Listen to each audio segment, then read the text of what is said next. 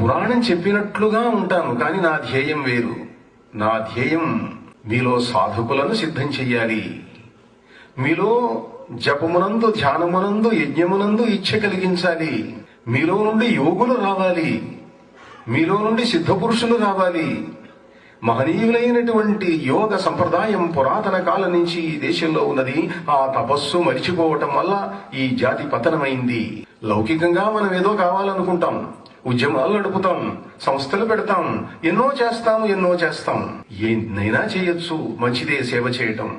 కానీ మీరు చేసేది విజయవంతం కావాలనంటే, దేశ జాతి యొక్క స్వరూప స్వభావాల మీద ప్రభావం చూపించాలనంటే తపస్సు తప్పదు. ఆ తపస్సు మరిచిపోయింది ఈ జాతి.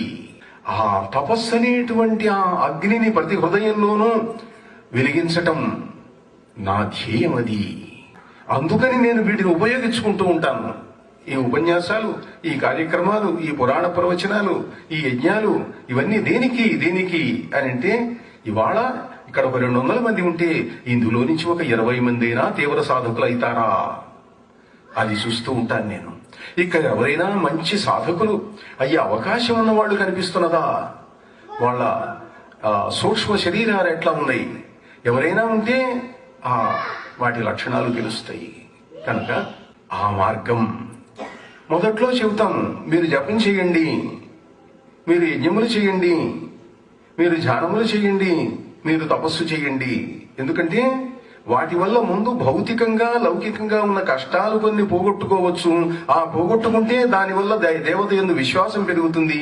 ఆ విశ్వాసం పెరిగిన వాళ్లలో కొంతమంది అయినా మరొక మెట్టెక్కడానికి ప్రయత్నిస్తారు.